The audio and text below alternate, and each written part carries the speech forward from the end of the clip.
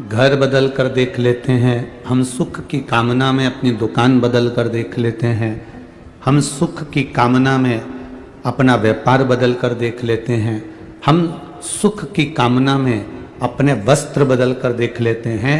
शिव महापुराण की कथा कहती है, सुख की कामना में घर बदल कर देख लिया, व्यापार बदल कर देख लिया, वस्त्र बदल कर देख लिए, दुकान बदल कर देख ली, अब एक बार सुख की कामना के लिए अपना दिल चित्त बदल कर देखना, सुख अपने आप मिल जाएगा।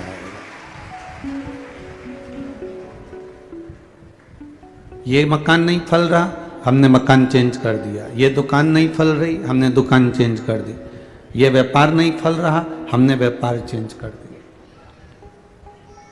हम सब कुछ बदल कर देख लिए, तो एक बार अपना मन भी तो बदलो कि आखिर हमारे भीतर ऐसी क्या आसक्ति है, हमारे भीतर ऐसी कौन सी तृष्णा है, हमारे भीतर ऐसा कौन सा लोभ क्या समा गया है जिसके कारण हम भगवान के पास नहीं जा पा रहे।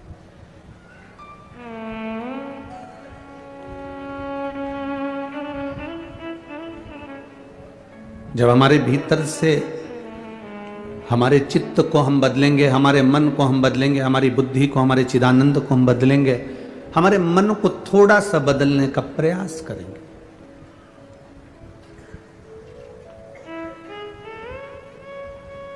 भगवान से दुनिया के लोग सब शिकायत करते हैं, पर आज तक ऐसा व्यक्ति नहीं मिला जिसने भगवान से एक शिकायत करी हो कि तूने मुझे बुद्धि कम दी है। तुम्हारे यहां कोई मिला हो तो बता देना ऐसा, जिसने कभी भगवान के सामने जाकर कहा हो कि तूने मुझे बुद्धि कम दी है। दुनिया के लोग शिकायत करते हैं भगवान से, तूने मुझे गाड़ी नहीं दी, तूने मुझे बंगला नहीं दिया, तूने मुझे बेटा नहीं दिया, तूने मुझे बेटी नहीं दी, तूने मुझे शादी नहीं करी, मेरी पत्नी नहीं आई, मेरा पति नहीं मिला, मुझे मकान नहीं दिया, मुझे सरकारी नौकरी नहीं दी, मुझे गवर्नमेंट का जॉब नहीं दिया, मुझे ये नहीं दिया, मुझे ज़मीन नहीं दी, मुझे जायदाद नहीं दी। दुनिया के लोग भगवान से शिकायत करते हैं कि तूने मुझे ये नहीं दिया। आज तक ऐसा शिकायत करने वाला पूरी दुनिया में नहीं मिला जिसने भगवान से कहा हो कि तूने मुझे बुद्धि कम दी, क्योंकि सब अपने आप को श्रेष्ठ बुद्धि वाला मानते हैं, कोई अपने को बुद्धि में कमजोर नहीं मानता।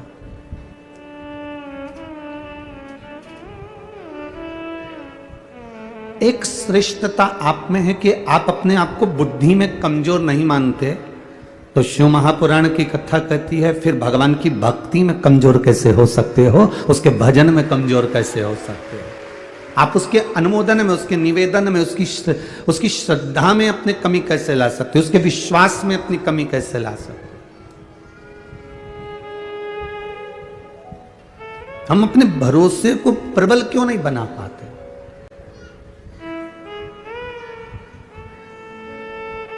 जिस दिन हमारा भरोसा, हम हमारी दृढ़ता परमात्मा के भरोसे पर छोड़ देते हैं, वो कहते हैं ना, दो तरह के लोग होते हैं, कोई ईश्वर के लिए, भगवान के लिए सब कुछ छोड़ देता, दो तरह के लोग होते हैं, जो एक भगवान के लिए सब कुछ छोड़ देता है और दूसरा वो जो भगवान पर सब कुछ छोड़ देता। अब दोनों का नाम आप बोलिएगा, पहला कौन व्यक्ति कौन है? दो तरह के लोग हैं। पहला कौन सा? जो भगवान के लिए, बोलो जम के बोलो, सब कुछ छोड़ दे। कई लोग कहते हैं हमने घर छोड़ दिया, हमने ये परिवार छोड़ दिया, हमने रिश्ते छोड़ दिए, भगवान के लिए हमने अपना मकान छोड़ दिया, भगवान के लिए हम जंगल में जाकर बैठ गए, भगवान के लिए हमने वानप्रस्थ धारण कर लिया, भगवान के लिए हमने भोजन छोड़ दिया, भगवान के लिए हमने खाना पीना छोड़ दिया, भगवान के लिए हमने सब सुख छोड़ दिया। कई लोग मिलते हैं जो कहते हैं, दो तरह के लोग होते हैं, एक भगवान के लिए, ईश्वर के लिए सब कुछ छोड़ देते हैं, और दूसरा वो होता है जो ईश्वर पर सब कुछ छोड़ देता है। इसमें सबसे प्रबल कौन सा है? इन दोनों में श्रेष्ठ कौन सा है? चलो बोलो रे छत्तीसगढ़ वालों, तिलदानेवरा वाले, बोलो जरा, दोनों में श्रेष्ठ कौन सा है? पहला है भगवान के लिए सब कुछ छोड़ देना, और दूसरा है भगवान पर सब कुछ छोड़ देना। अब आपके हिसाब से श्रेष्ठ कौन? कौन सा है, पहला कि दूसरा? दूसरा। बस आपके लिए ताली बजा लो कि आज आपने श्रेष्ठता का निर्णय दे। ये आपके लिए है। शिव महापुराण की कथा कहती है, हम भगवान के लिए सब कुछ छोड़ दिए, छोड़ने के बाद भी हम जंगल में जाकर बैठ गए, वन में जाकर बैठ गए, गंगा जी के तट पर जाकर बैठ गए, और उसके बाद भी माँ बैठने के बाद भले तुमने छोड़ दिया, उसके बाद भी तुम्हारा मन घर की याद कर रहा है, परिवार याद आ रहा है, मेरी बहू ना जाने कैसी होगी, मेरा पोता ना जाने कैसा होगा, मेरा बेटा ना जाने कैसा होगा, तो फिर भगवान के लिए तुम छोड़े तो फायदा कौन सा हुआ?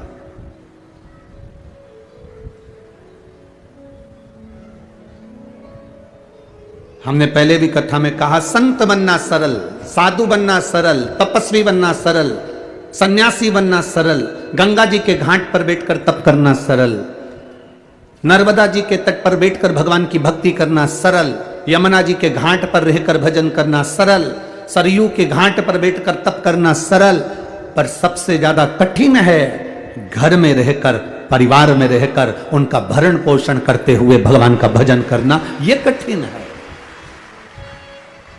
यह दुनिया का सबसे कठिन काम है। हमने कभी नहीं कहा कि आप अपनी नौकरी छोड़ दो, कथा में आकर बैठ जाओ। हमने ये नहीं कहा कि तुम तुम्हारी दुकान बंद कर दो, कथा में आकर बैठ जाओ। आज तक इस व्यासपीठ ने ये नहीं कहा कि तुम तुम्हारा परिवार छोड़ दो, कथा में आकर बैठ जाओ। ये व्यासपीठ हमेशा कहती रही, अपनी नौकरी करो, अपनी चाकरी करो, अपना व्यापार करो, अपना व्यवसाय करो, पर उस व्यापार को, उस व्यवसाय को, उस नौकरी के साथ में इतना सा समय जरूर निकालना कि तुम्हारे मुख से श्री शिवाय नमस्तुभ्यम निकल जाए, तुम्हारे मुख से राम नाम कृष्ण नाम निकल जाए, तुम्हारे मुख से भगवान का भजन निकल जाए। क्यों? नौकरी करते, व्यापार करते, तनख्वाह लाते, तुम जितनी कमाई करोगे अपनी बीवी और बच्चों के लिए करोगे, तुम जितना कमाओगे अपने परिवार के लिए कमाओगे, तुम जितनी मेहनत करोगे अपने परिवार के लिए करोगे, अपने परिवार को देने का प्रयास करोगे। और तुमने जो बीमा इकट्ठा करा है, पैसे जोड़ जोड़ कर जो तुमने इकट्ठा करा बीमा, तुम्हारे मरने के बाद भी मिलेगा तो तुम्हारे परिवार को मिलेगा। पर तुम नौकरी करते करते, काम करते करते जो तुमने भजन कर लिया, काम करते करते जो तुमने मंत्र जाप कर लिया, काम करते करते तुम्हारे मुख से श्री शिवाय नमस्तुभ्यम निकल गया, काम करते करते तुम भगवान का भजन कर लिए, तो वो तुम्हारी जिंदगी भर तुम्हारे साथ में जाने वाला है, अंत समय तक तुम्हारा साथ निभाने वाला है। हमने एक बात पहले भी कथा में कही, आप लोगों ने सुनी कि नहीं सुनी? हमने कहा था, जब तुम्हारा व्यापार अच्छा चले ना, तुम्हारी नौकरी अच्छी चले ना, तो पत्नी के जेवर बनवा दो। तुम्हारा व्यापार अच्छा चले, तुम्हारी नौकरी अच्छी चले, तो थोड़ी जमीन खरीद लो। तुम्हारा व्यापार अच्छा चले, तुम्हारी नौकरी अच्छी चले, तो थोड़ा बच्चों के लिए अच्छा कर दो। तुम्हारा व्यापार अच्छा चले, तुम्हारी नौकरी अच्छी चले, तो एक दो प्लाट लेकर पटक दो। तुम्हारा व्यापार अच्छा चले, तुम्हारी ये हम जब ये बात बोलते हैं ना, तो कई लोग हमसे नफरत करते हैं कि बताओ, इनको तो कहना चाहिए कि सब छोड़ दो, उल्टा ये कहते हैं और खरीद लो। ये सियोर वाला महाराज तो पगला है पूरा। हमारे लोग विरोधी हो जाते हैं इस चक्कर में कि ये उल्टी कथा बाजता। हमारा निवेदन है, जब तक तुम्हारा व्यापार अच्छा चले, तुम्हारी नौकरी अच्छी चले, पत्नी के जेवर बनवाओ, बच्चों की एजुकेशन कराओ, अच्छे कपड़े दिलाओ, प्लाट खरीद लो, जमीन खरीद लो, मकान बना लो। चलती हुई नौकरी में, चलते हुए व्यापार में तुम अपने परिवार के लिए सब कुछ करो, पर इतना याद रखना, जैसे चलती हुई नौकरी में जेवर बनाओगे चल जाएगा, चलती हुई नौकरी में, चलते हुए व्यापार में जमीन खरीद लोगे तो पैसा दिल आ जाएगा। उसी तरह इस चलती हुई श्वास में भगवान का भजन कर लोगे तो जीवन सार्थक हो जाएगा। चलते चलते चलने दो, काम करते रहो, नाम जपते रहो, पार कर देगा वो भी कभी ना कभी। चलती नौकरी में दुकान, चलती नौकरी में व्यापार, चलती नौकरी में जमीन जायदाद सब करो, तो हाथ पैर चल रहे हैं, तब तक भगवान का भजन भी करो।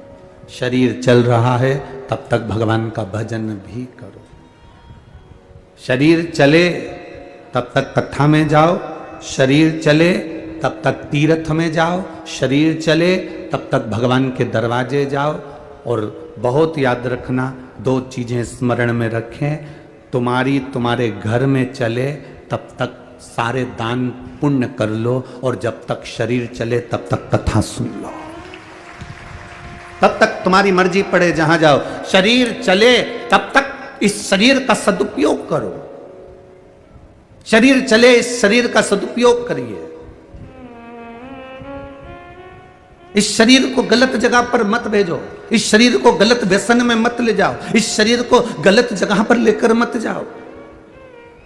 कहां मदिरा पान में, कहां मांसाहार में, कहां वेश्यावृत्ति में, कहां जुए में, कहां चरस में, कहां अफीम में, कहां गांजे में, कहां इस शरीर को लेकर जा रहे हो, कहां इस शरीर को पहुंचा रहे हो।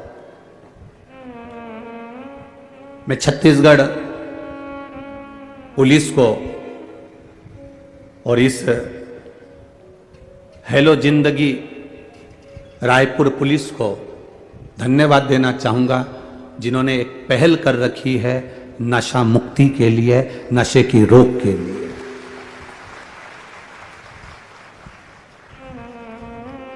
प्रेरणा देते हैं, ये अपनी ड्यूटी कर रहे हैं, अपनी नौकरी कर रहे हैं। और मैं कहना चाहूंगा कि केवल छत्तीसगढ़ रायपुर की पुलिस को देखकर पूरे भारत देश की पुलिस को ही अपनाना चाहिए कि पुलिस का कर्म करते करते भी एक नशा मुक्ति का एक अलग लक्ष्य लेकर चलना चाहिए, जिससे भारत की भूमि की माताएं स्वतंत्र रूप से आनंद के साथ अपने घर में रह सके। हम अपने शरीर को कहां ले जा रहे हैं, हम अपने शरीर को किस जगह लेकर जा रहे हैं, हम अपने शरीर को किस स्थान पर लेकर जा रहे हैं। और केवल ये छत्तीसगढ़ पुलिस का फर्ज नहीं, रायपुर पुलिस का फर्ज नहीं, आपका भी फर्ज है कि आप व्यसन करने वालों को रोक सकते हैं और उनको सतमार्ग की ओर लेकर जा सकते हैं। ये अपना भी फर्ज है। एक बार रायपुर छत्तीसगढ़ की इस पुलिस प्रशासन के लिए, जिन्होंने हेलो जिंदगी का एक आनंद लेते हुए संपूर्ण क्षेत्र में अपने नशा से लोगों को दूर करने का प्रयास किया है, दूर करने, मैं धन्यवाद देता हूं। बहुत बहुत साधुता रखिए, अपने चित्त को बदलने का प्रयास करिए, अपने मन को बदलने का प्रयास करिए, अपने भाव को बदलने का प्रयास करिए। ये नहीं कि हम संत बन गए, साधु बन गए, तपस्वी बन गए, साधक बन गए, उपासक बन गए, फिर वही वाली बात आ गई कि दो तरह के व्यक्ति हैं, दो तरह के लोग होते हैं। एक ईश्वर के लिए, भगवान के लिए सब कुछ छोड़ देते हैं, और दूसरा वो होता है जो भगवान पर सब कुछ छोड़ देता। तो हम चाहते हैं आप अपना घर ना छोड़िए, आप अपना परिवार ना छोड़िए, आप अपने व्यापार, दुकान, नौकरी को मत छोड़िए, आप तो उसमें रहिए, पर अपने आप को ही नहीं, अपने पूरे परिवार को भगवान के भरोसे छोड़ दीजिए कि वो संभालेगा, जो होगा वो करेगा। अब सौंप दिया इस जीवन का सब भार तुम्हारे हाथों में, हे हार तुम्हारे हाथों में, और जीत तुम्हारे हाथों में। अपना संपूर्ण भार, अपना संपूर्ण जीवन हम उसको सौंप दें।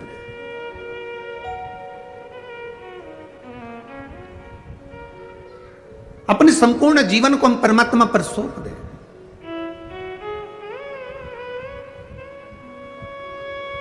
आप लोग जब यहां आ रही होगे ना, जितने लोग यहां आ रहे होंगे तो आपके घर के लोग करेंगे, इतना पानी गिर रहा है, घर में सुन लो ना, क्या करोगे मैं कीचड़ में जाके?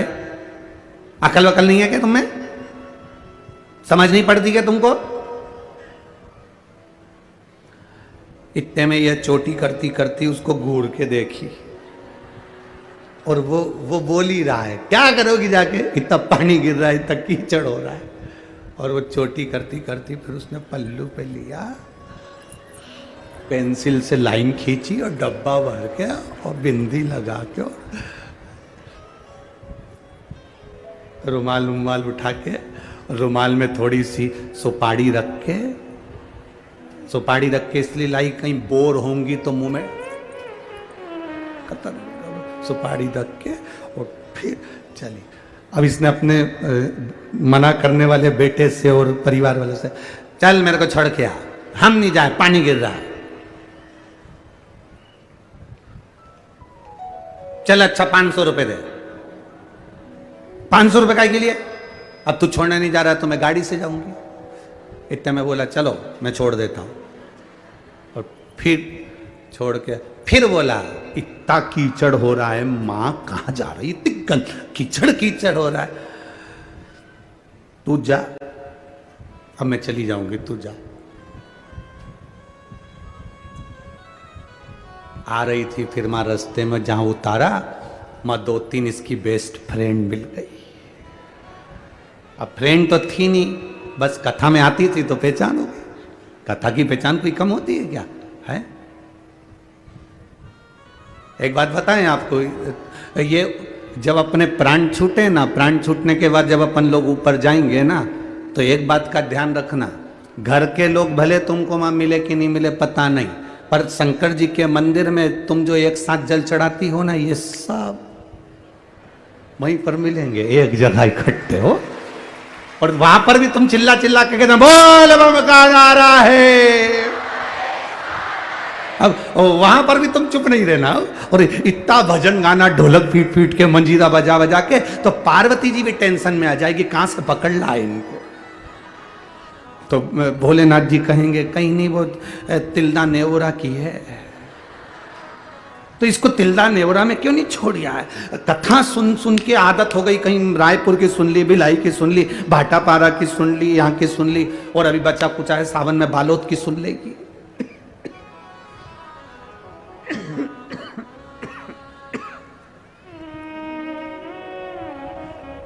अभी बच्चा कुछ है तो बालोद की सुन ले।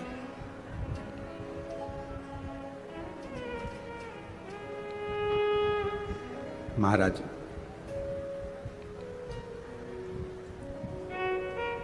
भजन का जो बल है वो सबसे प्रबल बल है। भजन के बल के आगे सारा बल फीका है। मछली को बल मिलता है पानी में, मछली को पानी से बाहर निकाल लो, उसको बल मिलना बंद हो जाएगा।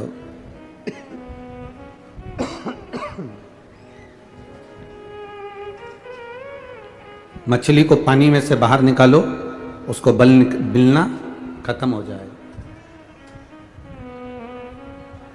मछली को बल मिलता है पानी में, शेर को बल मिलता है वन में, जंगल में।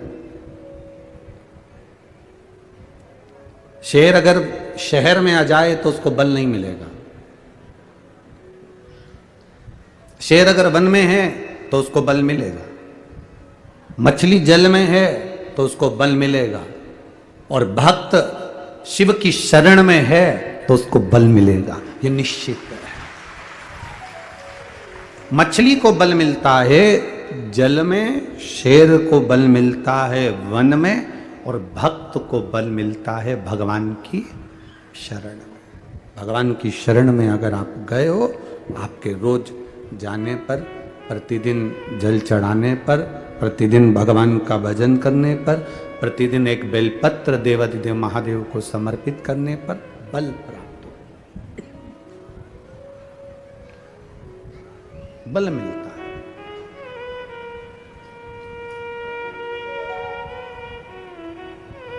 आप रोज रोज जल चढ़ाने के लिए शिव के मंदिर जाइए, आप रोज रोज जल चढ़ाने के लिए भगवान देवाधिदेव महादेव के द्वार पर जाइए।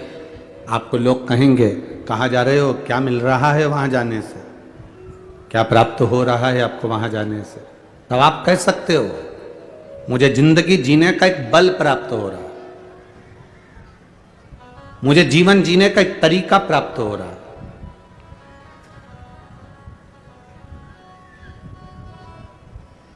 मैं जाती हूं, मेरे मन को अच्छा लगता है, मैं जाती हूं, मेरे चित्त को अच्छा लगता है, और यही तो हृदय की शांति है, यही तो हृदय का सुख है। शिव कथा कह रही है। मकान बदल लिया, व्यापार बदल लिया, व्यवसाय बदल लिया, दुकान बदल ली, कपड़े बदल लिए, सब बदल कर देख लिया। शिव पुराण कहती है अब एक बार अपना मन बदलो। मन से मतलब है अभी तक जो तुम कर रहे थे उसको भगवान के भरोसे छोड़ कर करो। अभी तक तुम जो कर रहे थे अब उसको करो, मना नहीं, पर अब अपने करे हुए कर्म को परमात्मा के भरोसे छोड़ो। अब अपने करे हुए कर्म को भगवान के आश्रित होकर, भगवान के सहारे छोड़कर करो। मेहनत करो, अच्छी करो, बहुत अच्छी तरह से जितनी मेहनत कर सकते हो उतनी मेहनत करो। जितना कर्म कर सकते हो अच्छा कर्म करिए, पर भगवान के आश्रित होकर उसके भरोसे रहकर करो।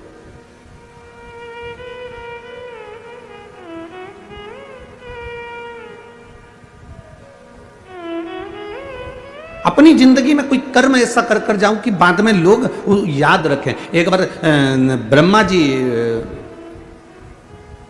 विश्राम कर रहे, जब नया कल्प प्रारंभ होने वाला रहता है तो नए कल्प के प्रारंभ के पहले ब्रह्मा जी से कहा गया है कि तुम कुछ देर का विश्राम कर सकते हो, तुम कुछ देर का आराम कर सकते हो, तुम कुछ देर का विश्राम कर सकते हो। अब नया कल्प प्रारंभ होने वाला था। जब नया कल्प प्रारंभ होने वाला रहता है तब 33 कोटि देवी देवता सब ब्रह्मा जी के पास आते हैं और ब्रह्मा जी के पास आकर उनकी स्तुति करते हैं। और स्तुति के साथ में जो नया कल्प का निर्माण होता है, नई सृष्टि का जो निर्माण होता है, उसको उसका संचालन ब्रह्मा जी के सम्मुख में सब देखते हैं। नया कल्प, अब नए कल्प का प्रारंभ होने वाला था। सारे देवता ब्रह्मा जी के पास में जाके खड़े हो गए। सारे देवताओं ने ब्रह्मा जी के पास जाकर, सारे देवता देख रहे थे। और ब्रह्मा जी जैसे ही बस नया कल्प प्रारंभ होने वाला था और ब्रह्मा जी के लिए नियम है कि थोड़ी देर की निंद्रा, थोड़ी देर के लिए विश्राम आप कर सकते हो। और ब्रह्मा जी कुछ देर का विश्राम कर रहे थे। ब्रह्मा जी थोड़ी देर की निंद्रा ले रहे थे और निंद्रा लेते ही ब्रह्मा जी बस उठे। उठते से ब्रह्मा जी के मुख में जमाई आ गई। जैसे ही जमाई आई तो ब्रह्मा जी के जमाई लेते से ही उसमें से एक विकराल सा, बड़ा विचित्र सा एक मनुष्य बाहर निकला। बड़ा विकराल सा, बड़ा विचित्र सा, बड़ा विचित्र।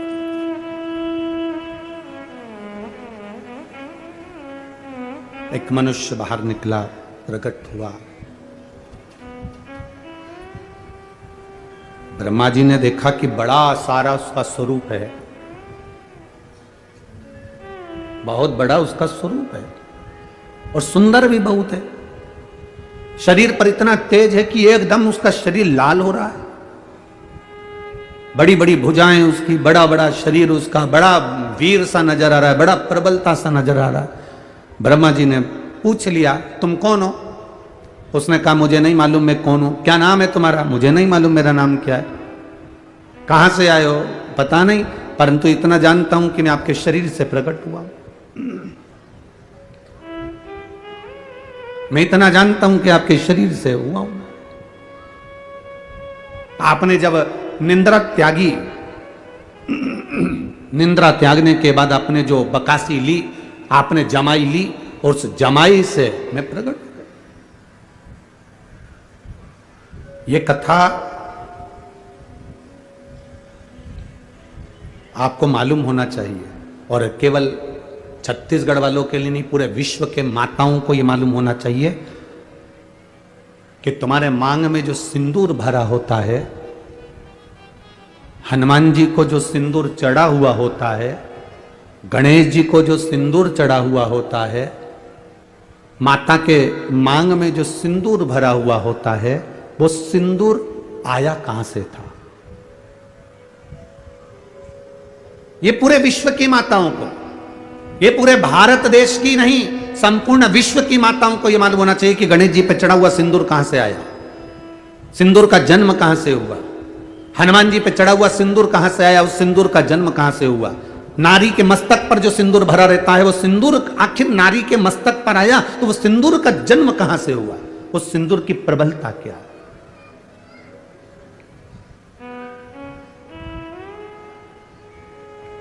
उसको ज्ञात होना चाहिए।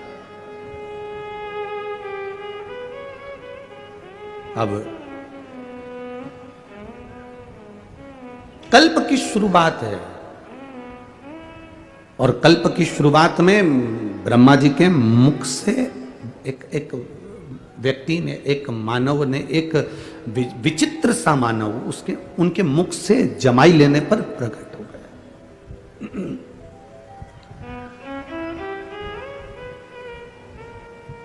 कौन हो तुम, हमें मालूम नहीं। क्या नाम है तुम्हारा, हमें मालूम नहीं। कहां से आए हो, हमें मालूम नहीं। हमें कुछ ज्ञात नहीं है। ब्रह्मा जी ने देखा बड़ा वीर है, चेहरा लाल, शरीर लाल, पूरा शरीर बड़ा वीरता का दिख रहा है और बड़ा प्रबल शरीर है, भुजाएं विशाल, शरीर विशाल। ब्रह्मा जी ने उसका नाम सिंदूर रख दिया। क्या नाम रखा, जम के बोलो जरा, सिंदूर। ब्रह्मा जी ने उसका नाम सिंदूर रख दिया। अब सिंदूर रखा तो उसने, ब्रह्मा जी ने प्रसन्न होकर उसको वर देना प्रारंभ कर दिया कि सिंदूर, तुम दिखने में भी सुंदर हो, वीर भी हो, प्रबल भी हो, तो हम तुम्हें वर देते हैं कि तुम जगत में वीरता के रूप में रहोगे, प्रबल रहोगे, तुम्हारी भुजाओं का बल प्रबल रहेगा, तुम्हारे भीतर एक तेज हमेशा भरा रहेगा, तुम्हारे तेज को देखकर स्वयं यम के दूत भी डरेंगे। ब्रह्मा जी कह रहे हैं तुम्हें बल इतना दे दिया, तुम्हारी मर्जी पड़े तुम वहां रह सकते हो, पूरी सृष्टि, पूरा ब्रह्मांड तुम्हारे लिए है, तुम कहीं पर भी अपना राज्य बसा सकते हो, तुम कहीं पर भी रह सकते हो। हमारा वर तुम्हें देते हैं, तुम कभी क्षय नहीं होगे, मरोगे नहीं।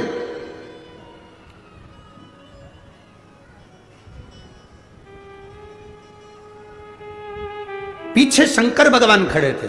भगवान देवादिदेव महादेव ने कहा, कहां का वर दे रहे हो कि मरेगा नहीं? तो को अगर इसको ये वन मचाना प्रारंभ कर देगा, नहीं मचाएगा प्रभु। ब्रह्मा जी ने माना नहीं, शिव जी का कहना। तुम्हारी भुजाओं में बल रहेगा, तुम जिसको चाहो अपनी भुजाओं के बल पर तुम दमो सकते हो, मार सकते हो, पीट सकते हो, तुम किसी को दबा सकते हो।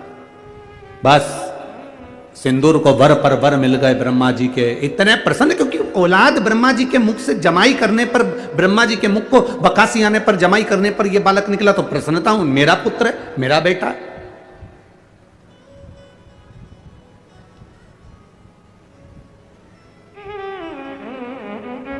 बेटे को लायक बनाओ, मना नहीं है। बेटे को खूब पढ़ाओ, मना नहीं है। बेटे को लायक बनाओ, मना नहीं है। पर बेटे को इतना लायक मत बना देना कि वो अपने मां बाप को ही नालायक समझने लगे। बेटे को लायक बनाना, पढ़ाना, खूब पढ़ाना, पर बेटे को इतना लायक मत बना देना कि जिस मां ने उसको समझाया, जिस पिता ने उसकी एजुकेशन पर खर्च करा, जिस मां ने उसको पढ़ाया, जिस पिता ने अपनी नौकरी कर कर कर रुपया बचा बचा कर अच्छे कॉलेज में भेजा, जिस मां ने उसके कपड़े, उसका पहनावा, उसका रहन सहन, जिस मां ने उसको बना बना कर भोजन खिलाया, जिस पिता ने अपनी पूरी जिंदगी बेटे को एजुकेशन देने में, पढ़ाने में, आगे बढ़ाने में लगा दी, एक दिन बेटा अपने मां बाप को नालायक समझे, इतना लायक मत बनाना। बेटों को लायक बनाओ, बच्चों को लायक बनाओ, पढ़ाओ, खूब पढ़ाओ, पर संस्कार देकर पढ़ाना। जो बच्चे संस्कार लेकर नहीं पढ़ते, पढ़ते तो हैं पर उनमें संस्कार नहीं होते, तो एक दिन माता पिता को वो नालायक समझने लगते हैं। हमारे मम्मी पापा में तो अकल नहीं है, हमारे पापा तो हर कुछ के देते हैं, हमारी मम्मी तो हर कुछ बोल देती है, हमारी माँ में तो अकल नहीं है, हमारे पिताजी में तो अकल नहीं है। जब तुम्हारे बच्चे तुम्हारे मुंह पर कह दें कि तुम में अकल नहीं, तुम चुप बैठी रहो, तुम में अकल नहीं, तुम चुप रहो, जब तुम्हारे घर के बच्चे बोलने लगे ये शब्द, समझ लेना कि तुमने बेटों को लायक तो बनाया पर संस्कार देकर लायक नहीं बनाया, इसलिए वो तुम्हें नालायक समझ रहे हैं।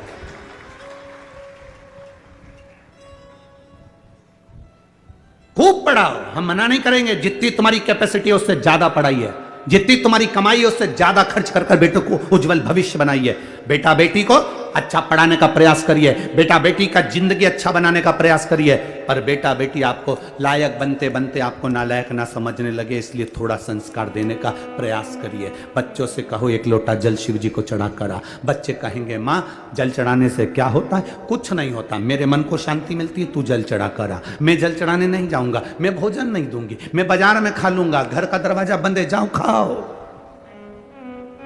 बच्चों को लायक बनाने का प्रयास करो, पर साथ में संस्कार देकर। अपने दादा दादी के पांव पड़, प्रणाम कर, चरण छू, नमन कर।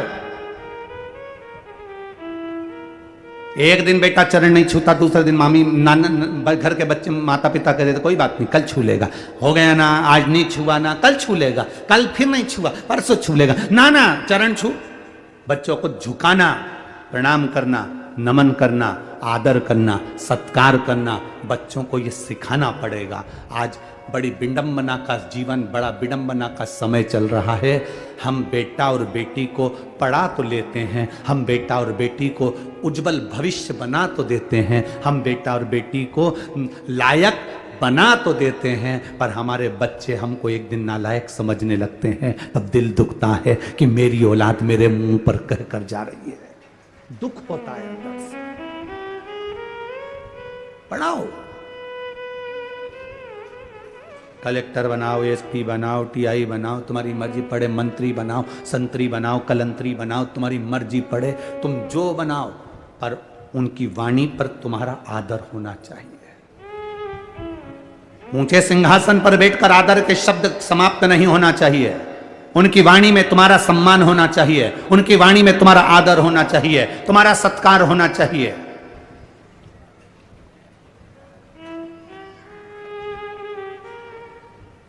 अरे बेटा एडीलैंड में, बेटी है न्यूयॉर्क। कई माता पिता रायपुर में हमसे कहते हैं, हमने पूछा क्यों साहब कहाँ रहते हो? बस गुरुजी आपकी जो कथा हो रही ना उसके पास में हमारी बिल्डिंग है, हम वहीं सी सेक्टर में रहते हैं। अच्छा सी सेक्टर में कौन सी? तो का बस 8वें मंजिल पर, चौथे मंजिल पर हमारा फ्लैट है। हमने कहा कौन कौन घर में? मेरा बेटा तो वहाँ है और मेरी बेटी वहाँ है। बेटा एडीलैंड में, बेटी है न्यूयॉर्क। और ब्राइट बच्चों के लिए हुआ बुढ़ापा डार को काका क्या करोगे, ये रुपया कहाँ धरोगे? बेटा बाहर, बेटी बाहर। तो हमने कहा तुम कौन कौन हो? बस हम दोनों पति पत्नी। कहाँ रह रहे हो? फ्लैट में रह रहे हैं। अच्छा तो तुम दोनों अपने बेटा बेटी के पास क्यों नहीं चले जाते? बस अब विचार तो करा है, पर बेटे के यहाँ एक बार गए थे तो अब वहां पर हमारा मन नहीं लगा तो हम वापिस आ गए। बेटी के यहाँ वहां भी मन नहीं लगा तो हम वापिस आ गए। तुम जब बीमार पड़ते होगे, तकलीफ होती होगी, शरीर में कष्ट होता होगा, या तुम्हारे घर में मेहमान आते होंगे, तो सामान कौन ला कर देता है? तुम्हें डॉक्टर को दिखाने कौन जाता है? तो कहती है हमारे पड़ोसी बहुत अच्छे हैं, उनका बेटा है ना, उनकी बेटी है ना, हमको गाड़ी में बिठाकर वो तुरंत डॉक्टर को दिखाने चले जाते हैं। हमने कहा फिर एक काम करना, फ्लैट भी पड़ोसी के बेटे को देकर जाना।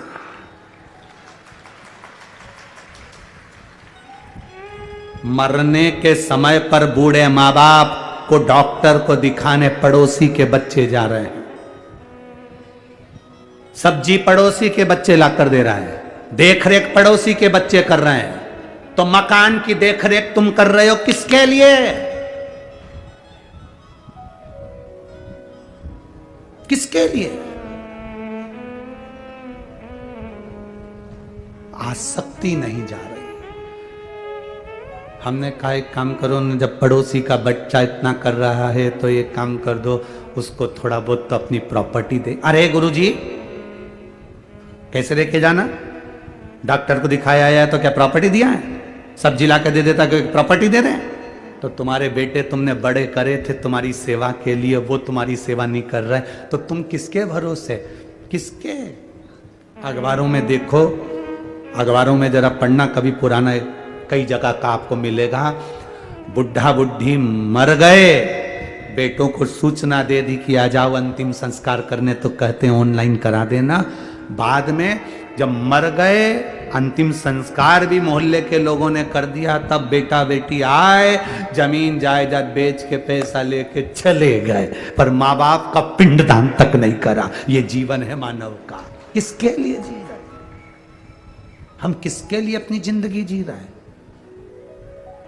अरे बेटा एडी लैंड में बेटी है न्यूयॉर्क और ब्राइट बच्चों के लिए हुआ बुढ़ापा डार्क। ओ काका क्या करोगे, ये रुपया कहाँ धरोगे।